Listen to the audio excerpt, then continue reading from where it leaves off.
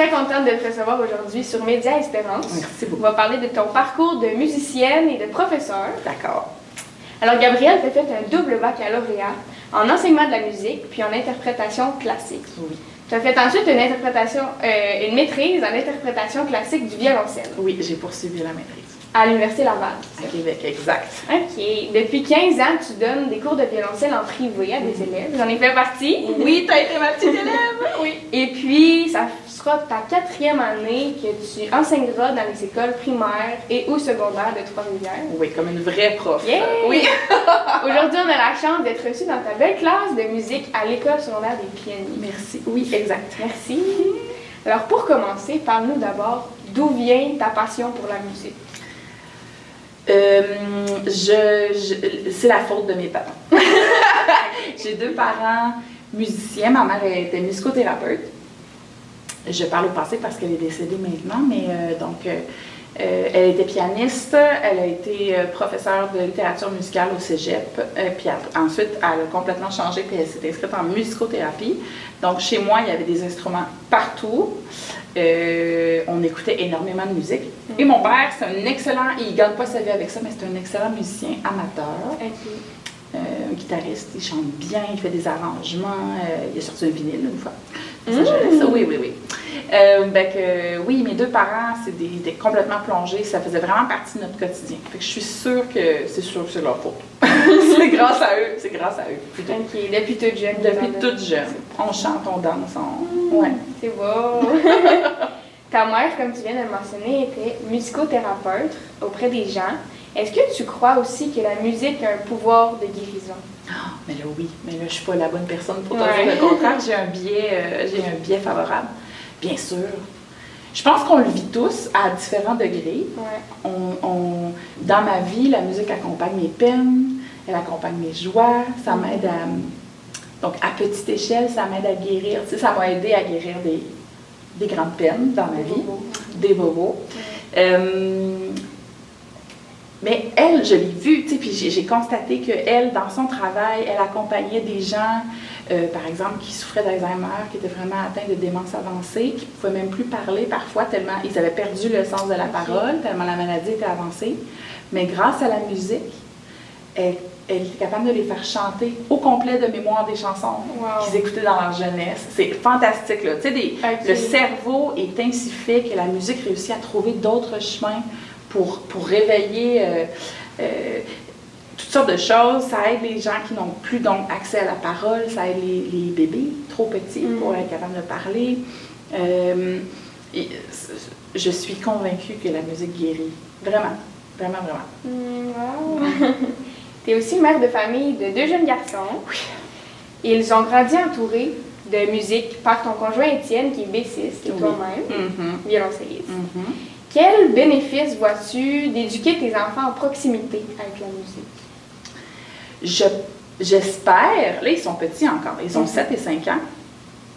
Je remarque déjà qu'ils ont une excellente oreille relative, ils chantent juste tous les 2, je leur ai pas enseigné à bien chanter, mais du fait qu'on écoute plein de musique puis qu'on chante puis que c'est décomplexé, ils ont une excellente oreille. Ça va être utile plus tard. Ouais. J'ai vu le contraire en enseignant au primaire parfois où il y a des enfants qui viennent de milieux où il n'y a pas du tout de musique, juste dans l'environnement. Puis ils ont beaucoup de difficultés à moduler la voix, contrôler la voix.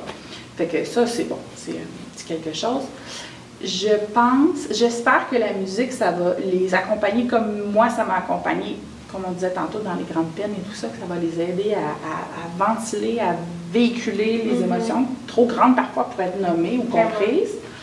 Puis s'ils acceptent de s'investir dans un instrument en particulier, je trouve que c'est un moyen fabuleux, tu sais, pour travailler la persévérance, la fierté de soi, devenir bon dans quelque chose, être fier de soi. Puis tu sais, le travail à long terme, un instrument, ça se maîtrise pas instantanément.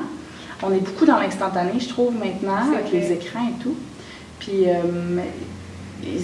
je vois particulièrement un de mes 2 fils qui a vraiment, ça va être un défi pour lui, je pense, d'accepter de devoir persévérer, passer plusieurs heures, plusieurs semaines, plusieurs mois avant d'être fier. Mais Et un coup que ça va avoir été fait, de goûter à la fierté et la satisfaction d'avoir réussi ça. Fait que j'espère que ça va les outiller. OK. Ouais. J'avoue que c'est un beau moyen pour...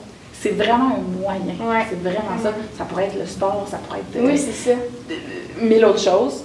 Mais je le prends vraiment comme un moyen de travailler toutes sortes de compétences autres que juste être bon en musique. En effet. Ouais. Cool.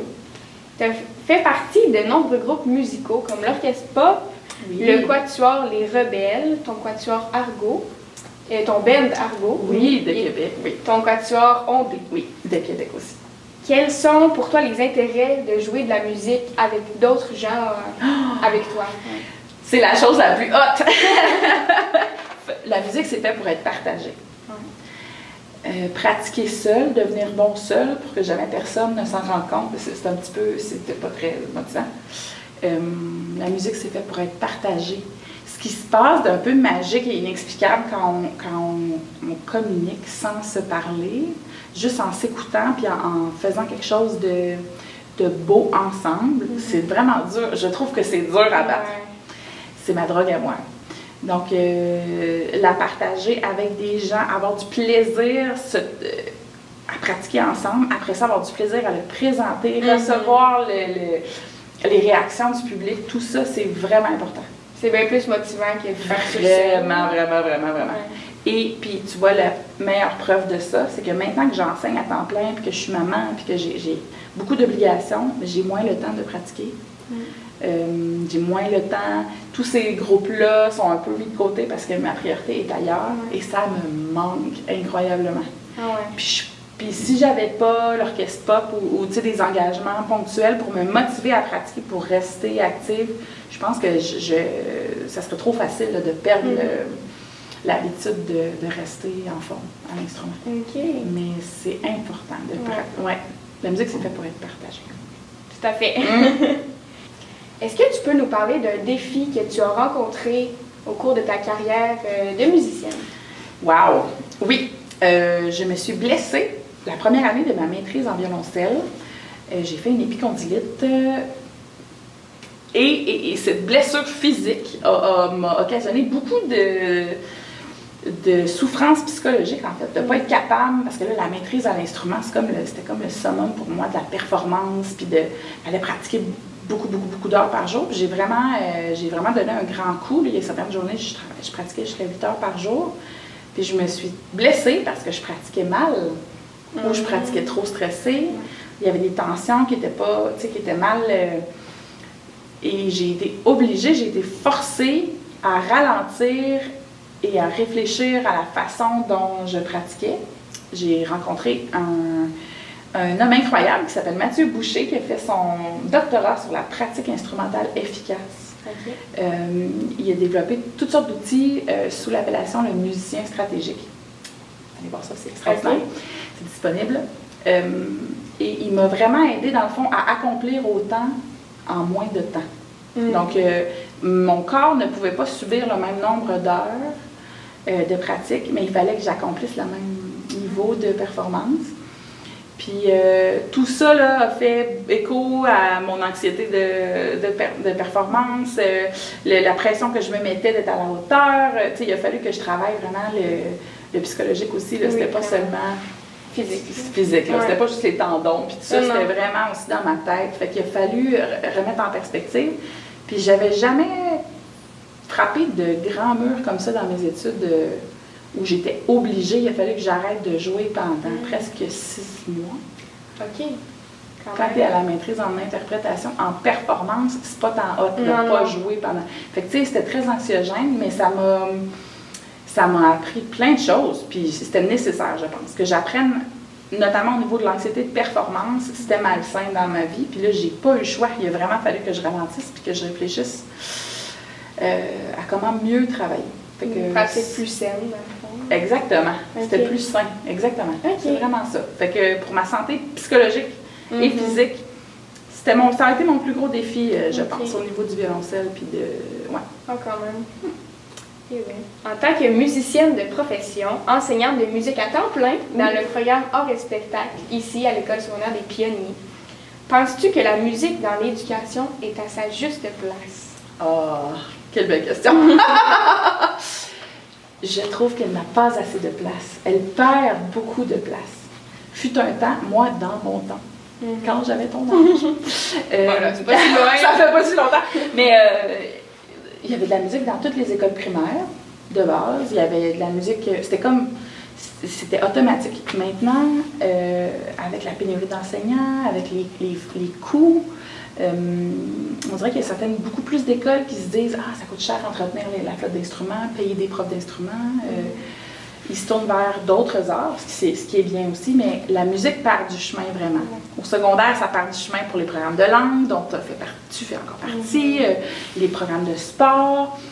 On est dans une baisse de popularité et pourtant, je trouve ça devrait...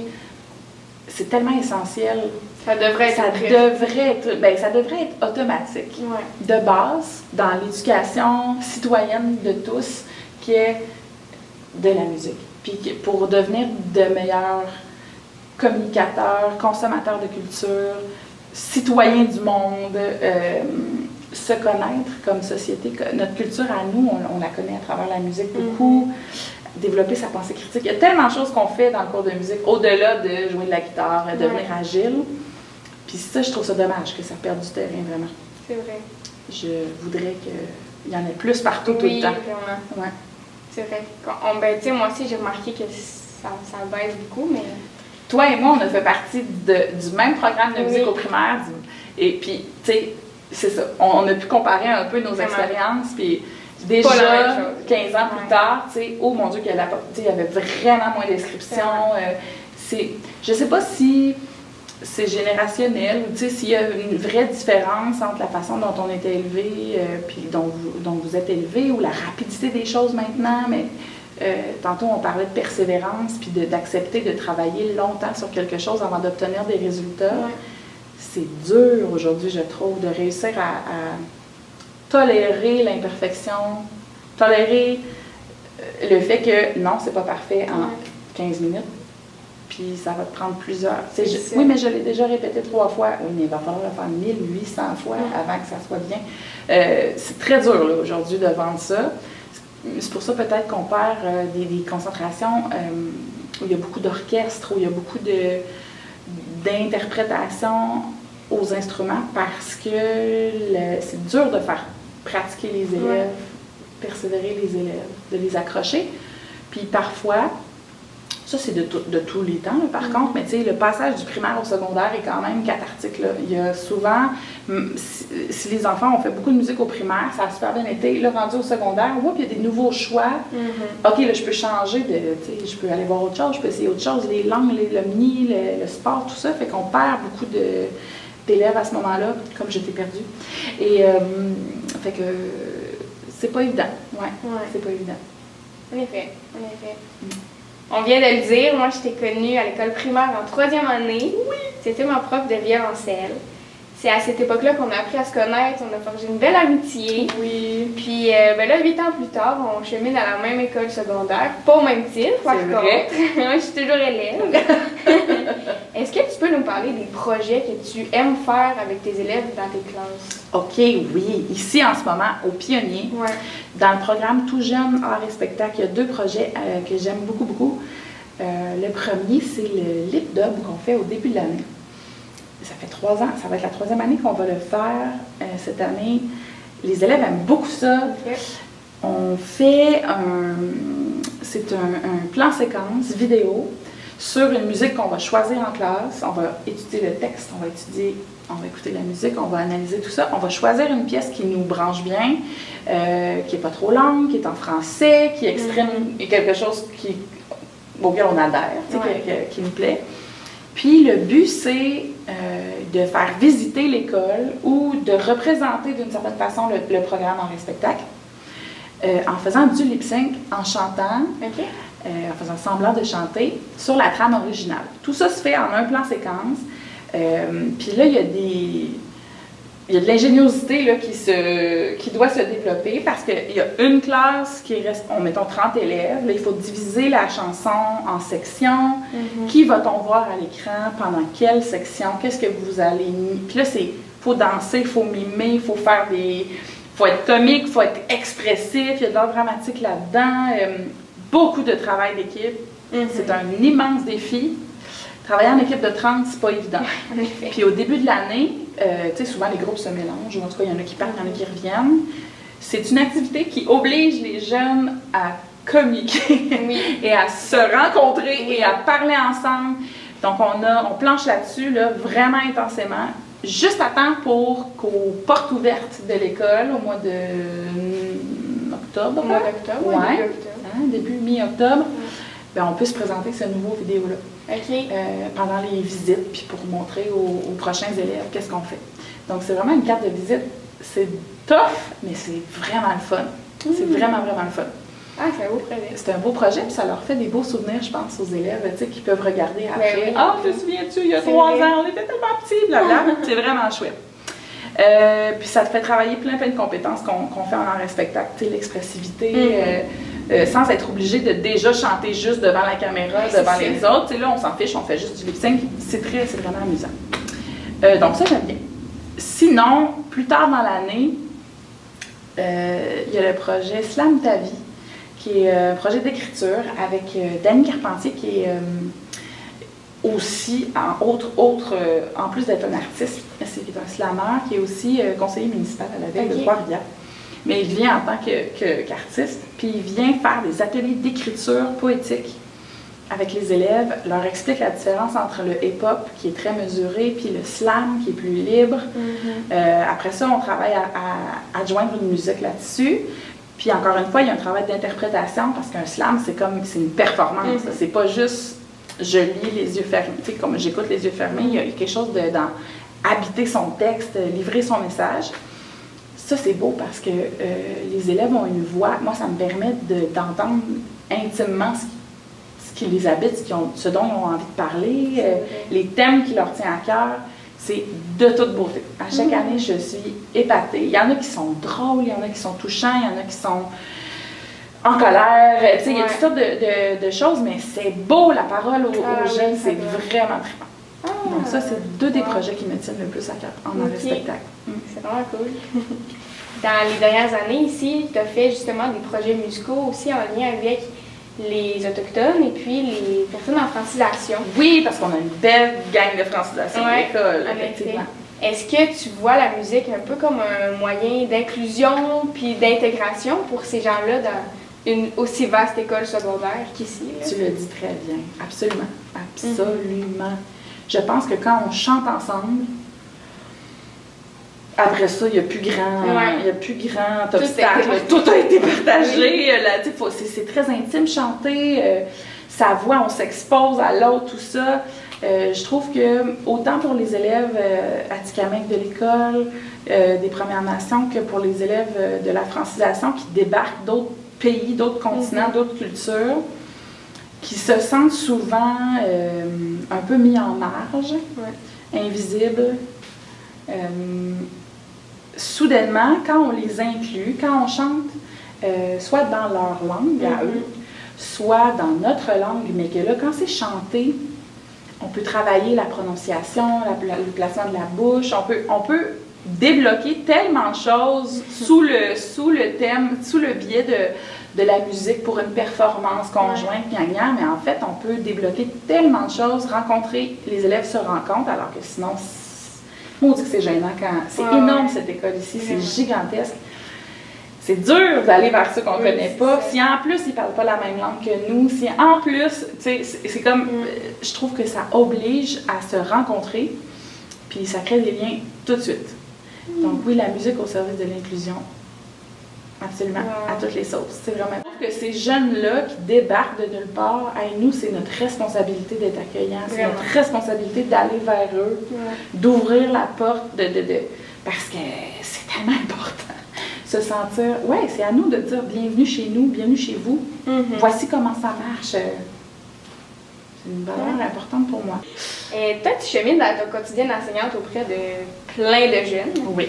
Et puis, au travers de tes cours, est-ce que tu remarques les bienfaits que la musique a sur eux? Oui. Oh oui. Est-ce que tu peux en nommer? Oh oui, mon Dieu. Je ne peux pas nommer les élèves spécifiquement, même si j'aurais plein de belles histoires à raconter. Et les élèves, ils se surpassent dans ce programme-ci. Puis, ils surpassent leurs démons, leurs limites, leurs peurs, individuellement, à leur niveau, à chacun d'entre eux. T'sais. Fait qu'il y en a pour qui prendre la parole, il y en a que je n'entends jamais en classe, qui jamais ne lèveront la main pour poser une question, donner une opinion. C'est comme, ils veulent être, ils sont très timides, ils sont très discrets. Ça ne veut pas dire qu'ils n'ont pas de vie intérieure super riche, tu sais. Puis là, tout d'un coup, quand vient le temps de faire le talent show, où ils doivent se mettre en scène, où ils doivent, ben là, les voir prendre un micro, chanter devant les camarades de classe, entendre leur voix ou entendre le texte qu'ils ont, ça me bouleverse à chaque fois. Et ça, il y en a plein, il y en a des dizaines des exemples comme ça. Des jeunes qui vomiraient tellement ils n'ont pas le goût de monter sur scène, puis finalement, à la fin de l'année, ils ont du plaisir. Ils sont fiers d'eux. Ils sortent, ils ont le trac, mais ils sortent, puis ils ont eu du plaisir, puis ils sont fiers. Ça n'a pas de prix. Après ça, est-ce que c'est les meilleurs chanteurs en ville? Je m'en fiche un peu. Ben ouais. S'ils sont capables de surmonter, de sortir un peu, d'aller un peu plus loin dans ce qu'ils sont capables de faire, d'améliorer leur estime d'eux-mêmes. Mission accomplie. Wow! C'est un bel accomplissement Ben, pour toi et pour eux. Ben moi, c'est valorisant au bout. Vraiment. J'ai un beau travail, j'ai un beau métier. J'entends souvent des ados, des amis me dire « Ah, moi, sans la musique, moi, je survivrais pas. » Ben pour toi, c'est quoi le sens que la musique a dans ta vie?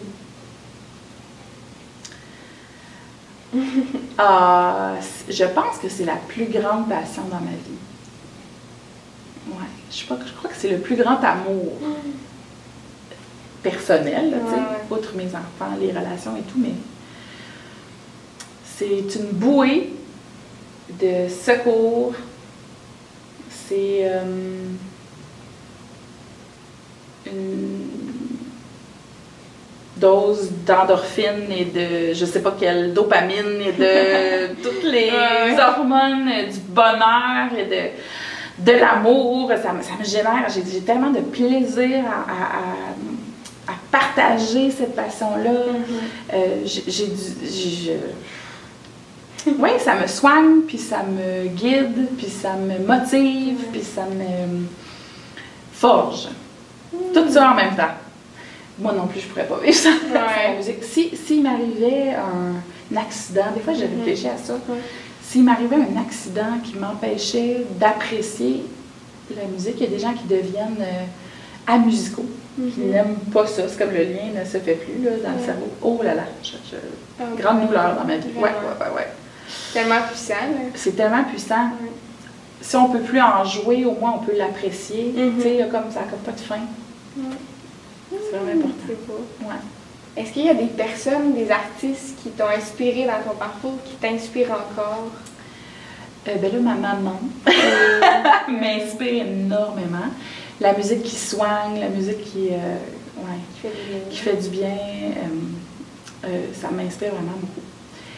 Ce métier-là de musicothérapeute, j'ai tellement de respect pour ces femmes et ces hommes-là, c'est incroyable.